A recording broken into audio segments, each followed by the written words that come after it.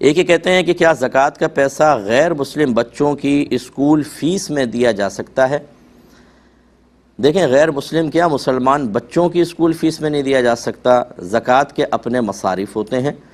زکوٰۃ کی درست ادائیگی کے لیے فقہائے اسلام کے نزدیک شرط ہے کہ آپ کسی شرعی فقیر کو اس کا مالک بنائیں۔ لہذا اگر آپ نے ڈائریکٹ زکوٰۃ ادا کر بھی دی فیسز کے اندر تو لازم بات ہے کسی کو مالک بنانا تو پایا نہیں گیا۔ اب کافر دور کی بات، مسلمان کا بچہ ہوتا تب بھی آپ کی زکوٰۃ ادا نہ ہوتی، تو لہٰذا ایسا نہیں کریں، اور خصوصاً زکوٰۃ جو ہے صرف مسلمانوں کو دی جائے۔